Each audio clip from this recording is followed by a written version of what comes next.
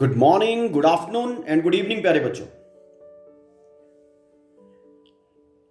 Moving ahead with the refraction of light. In this lecture, we will be concentrating in real and apparent depth of a container.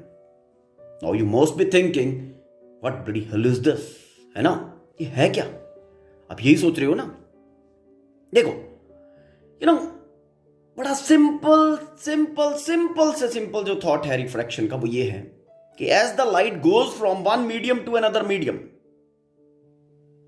it bends, है ना? As it goes from rarer to denser medium, it moves towards the normal, and as it goes from denser to rarer medium, it moves away from normal. बस यही फंडा पता होना चाहिए. Only this thing we will be using. ठीक है? तो let's move ahead to discuss real and apparent depth of container.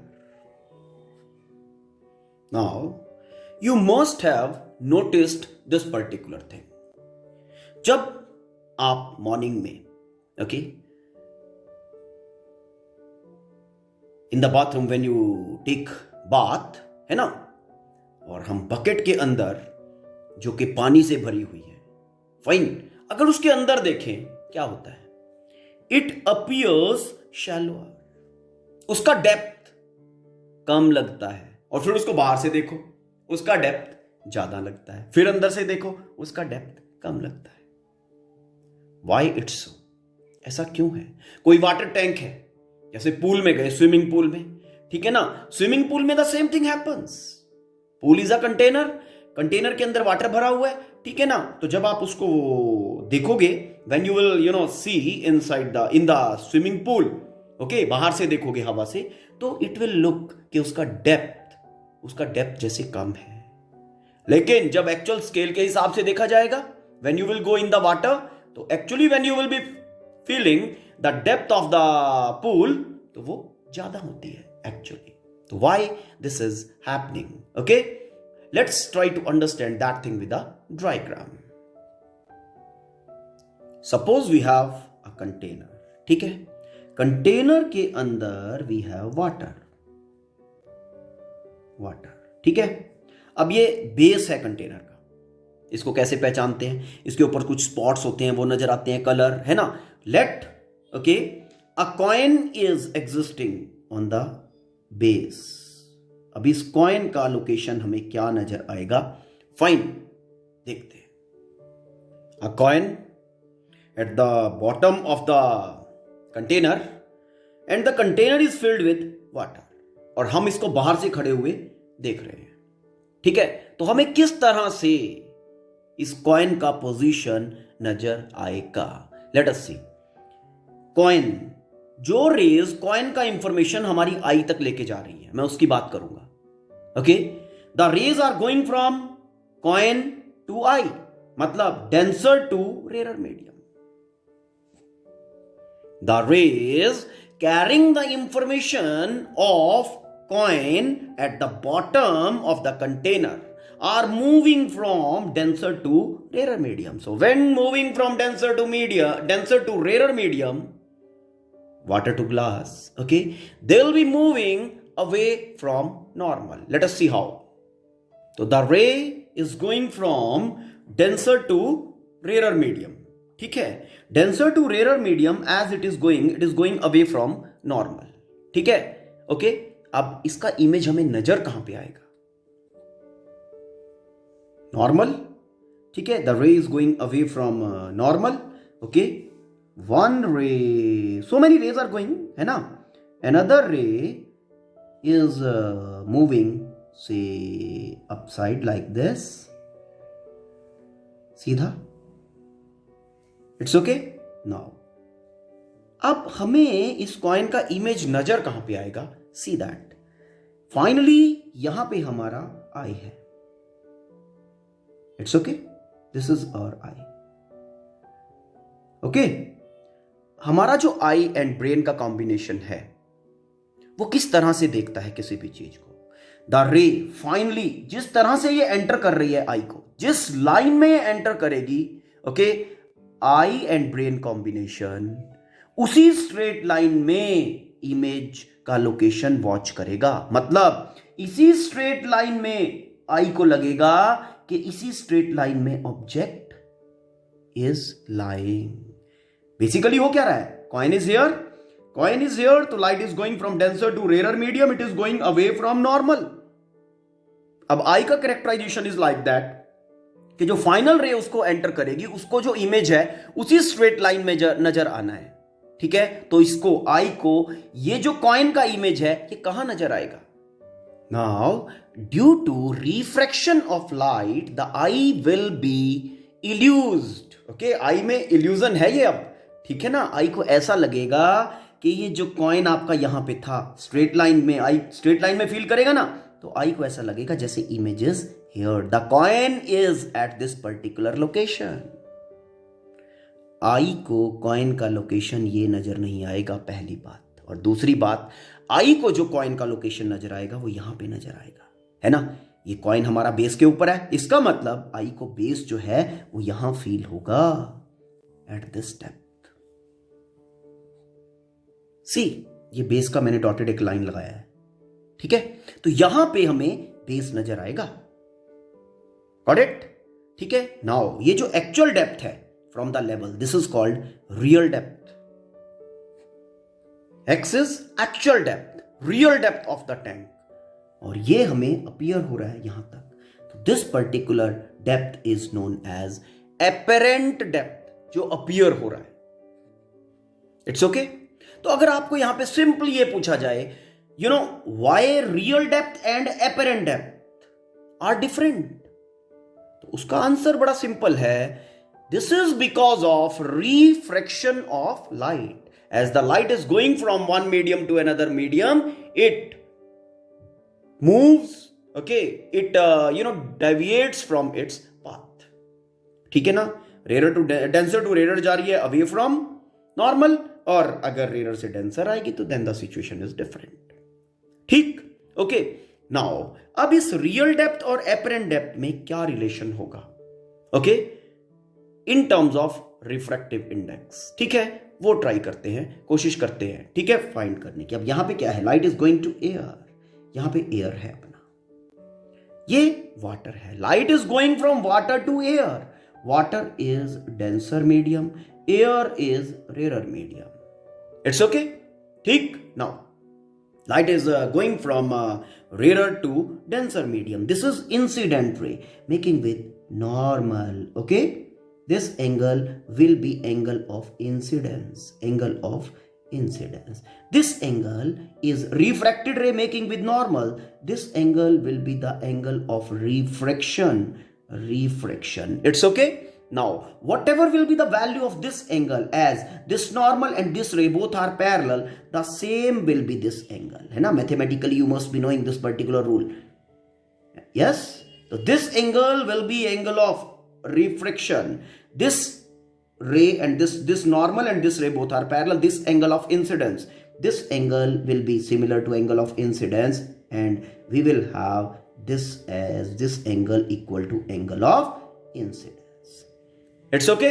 Now let this position is O, this particular point is A, this point is B, okay, this point is C. तो अब हम I and R का value लिखेंगे to apply Snell's law. It's okay. चलो let's apply Snell's law first. Now light is going from water to air, तो refractive index आप कैसे लिखोगे? W mu A. It's okay.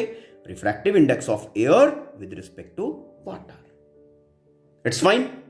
Now this will be equal to sine of angle of incidence, sine of I over sine of R, angle of refraction. Fine. Now, as already we know this thing, A mu W is equal to 1 over W mu A, reverse लिख सकते हैं, है ना। तो A mu W की form में अगर इस W mu A को लिखना है then we can write this equation as A mu W, refractive index of water with respect to air. हमने इसको रिवर्स कर दिया, पहले हमने refractive index of air with respect to water लिखा था।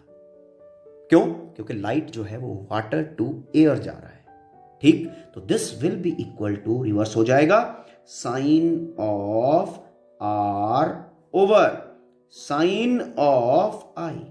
Now from these triangles, okay, we can write value of sine I and we can write the value of sine of R. Sine of I, this is angle I. Now from this triangle ABO, from the triangle ABO, sine I we can write as sine of I we can write as perpendicular over hypotenuse. That's okay. Perpendicular over hypotenuse. Perpendicular is with respect to this angle AB, है ना, hypotenuse OB. Similarly, we can write sine of angle of refraction as, this is R, from triangle ABC. From triangle ABC, sine of R, perpendicular is AB over CB. Now placing these values of sine I and sine R in this equation, कर दे place. This is equal to sine R over sine I, sine R AB over CB multiplied by I है, अब multiply कर रहा हूं मैं तो reverse कर देंगे I, that will be OB over AB. Now AB and AB cancel and we are getting OB over CB. It's okay. Now standard format है A mu W. Okay, तो मैं इसको सीधा म्यू भी लिख सकता हूं, कोई प्रॉब्लम नहीं है। विद रिस्पेक्ट टू एयर है ना, तो refractive index of water with respect to air is equal to, आपके पास आ गया OB over CB। अब यहां पे हम थोड़ा अप्रोक्सीमेशन लेंगे। Now, we are assuming that these angles I and R are small. ठीक है, तो जब ये I small होगा, OB will be nearly equal to OA. OB nearly equal to OA. For small values of I के लिए हमने क्या कहा? OB nearly equal to OA. And for small value of R, CB will be nearly equal to CA, क्योंकि B यहां पे होगा nearly. CB nearly equal to CA. For small value of R, CB nearly equal to CA.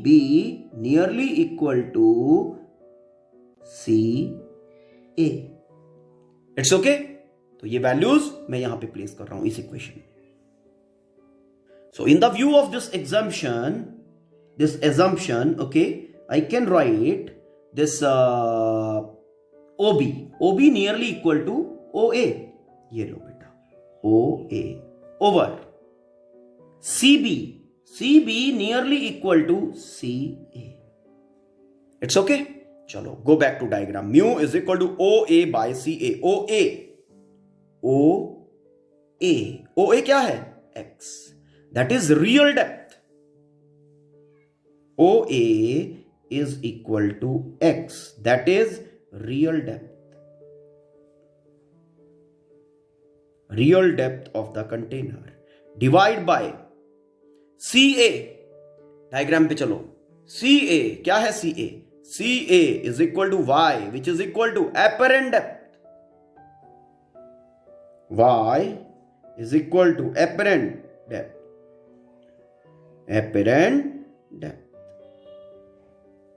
It's okay. So like that, we are able to derive the relation between real depth and apparent depth in terms of refractive index. It's okay. So mu is equal to real depth over apparent depth. अब यहां पे हमें real depth और apparent depth का पता चल गया। ठीक है, अब राइज निकालते हैं।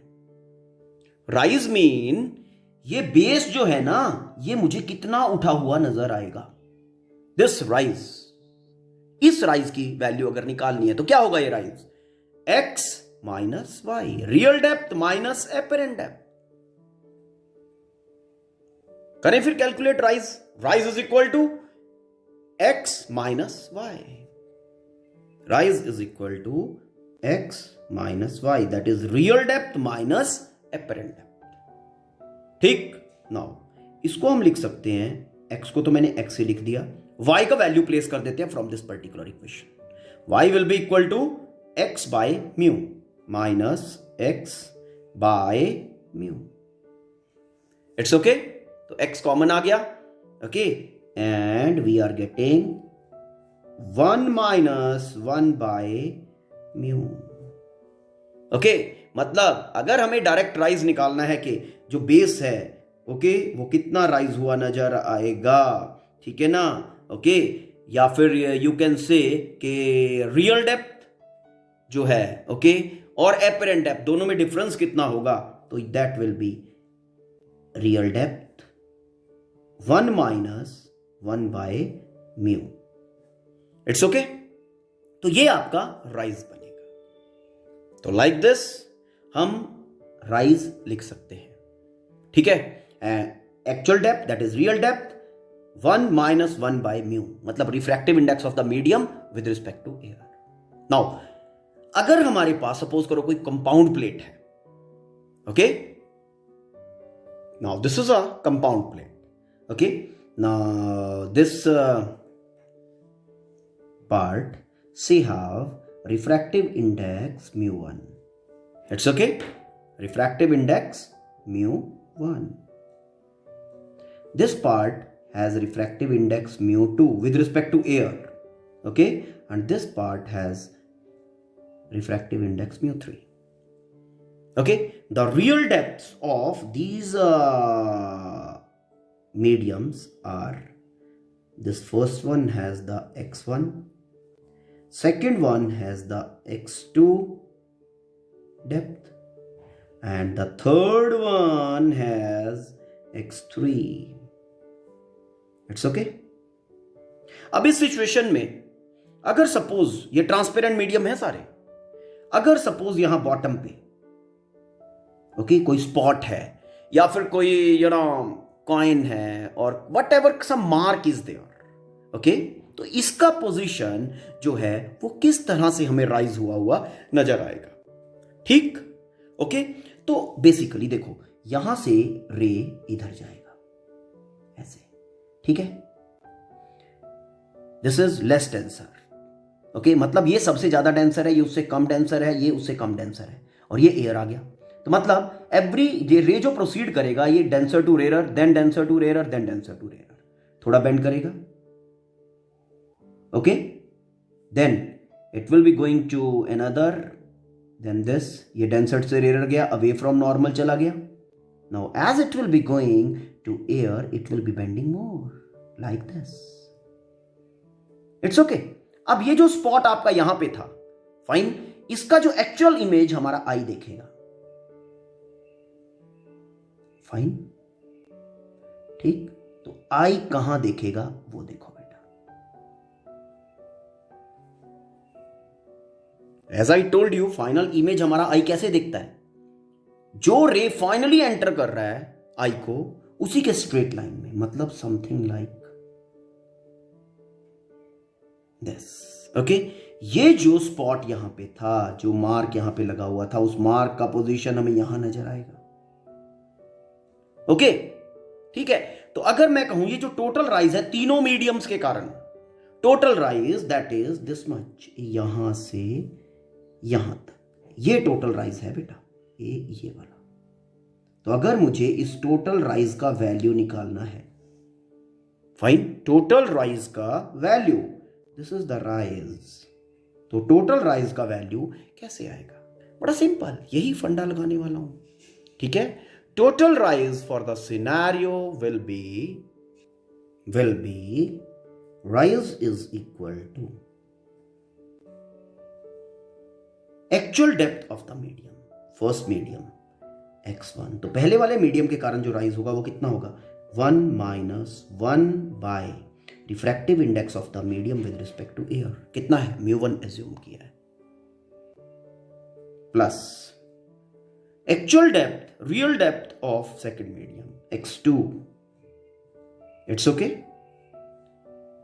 1 minus 1 by refractive index of the second slab with respect to air plus third के कारण rise 1 minus 1 by refractive index of third, मतलब total rise will be equal to sum of all the rise, sum of rise because of medium 1, sum of rise because of medium 1 plus rise because of medium 2 plus rise because of medium 3, ठीक है। तो total rise हम इसी तरह से find करेंगे।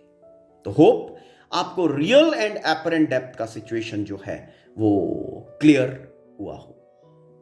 Now देखो, you have understood this particular thing.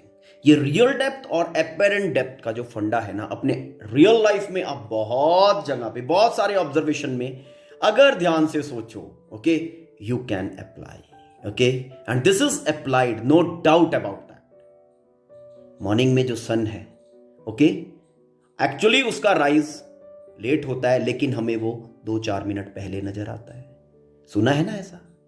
Evening में सेम थिंग होता है, जब वो सनसेट करता है हमें लेट तक नजर आता है ना, सनसेट हो जाता है, लेकिन ड्यू टू दिस पर्टिकुलर फंडा वो हमें लेट तक नजर आता है।